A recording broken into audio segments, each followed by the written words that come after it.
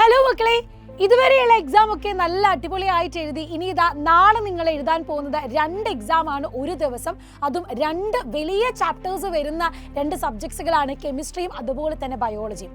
രാവിലെ chemistry exam ആണ്, ഉച്ച കഴിഞ്ഞാണ് ബയോളജി വരുന്നത്. അപ്പോൾ കൂടുതലായിട്ടും നിങ്ങൾക്ക് ടെൻഷനും എഫേർട്ടും കൂടുതൽ കെമിസ്ട്രിക്ക് കൊടുത്തു കഴിഞ്ഞാലും ഉച്ചയ്ക്ക് ശേഷം എഴുതാൻ പോകുന്നത് 3 ചാപ്റ്ററിലോളം വരുന്ന ബയോളജി എക്സാം ആണ്. അതുകൊണ്ട് തന്നെ നിങ്ങളെ കുഴപ്പിക്കാൻ ചാൻസ് ഉള്ള ക്വസ്റ്റ്യൻസ് നമുക്ക് ബയോളജിയിൽ നിന്ന് പ്രതീക്ഷിക്കാം.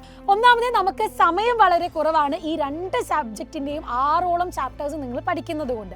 അതുമാത്രമല്ല, ബയോളജിയിലേക്ക് വരുമ്പോൾ ഡയഗ്രാംസ് ഉണ്ട്, അതുമാത്രമല്ല ഫ്ലോ ചാർട്ടുകൾ ഉണ്ട്. അങ്ങനെ കുറേ കാര്യങ്ങൾ പഠിക്കാനുള്ളത് കൊണ്ട് തന്നെ ഇത്തവണ കുറച്ച് ബുദ്ധിമുട്ടായേക്കാം നമ്മുടെ ബയോളജി എക്സാം.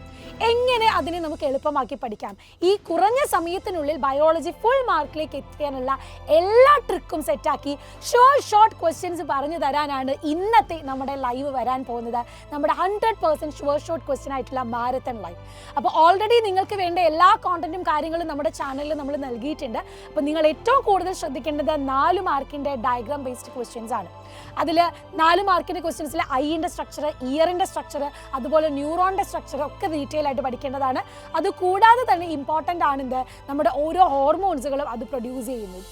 ഇനി മറ്റ് ഫെറമോൺസിൽ നിന്നും ക്വസ്റ്റ്യൻ വരാൻ ചാൻസ് കാണുന്നുണ്ട്. അതുകൊണ്ട് എന്ത് ചെയ്യുക, ആ ഭാഗവും നമുക്ക് പഠിക്കേണ്ടതുണ്ട്. അപ്പോൾ വ്യക്തമായിട്ട് ഡയഗ്രാംസുകളും എങ്ങനെ ചോദ്യങ്ങൾ വരും, ഏതാണ് നിങ്ങൾ പ്രയോറിറ്റി കൊടുത്ത് പഠിക്കേണ്ടതെന്നുള്ള എല്ലാ ക്വസ്റ്റ്യൻസും നമ്മൾ ഇന്നത്തെ ലൈവിൽ പറയുന്നതാണ്.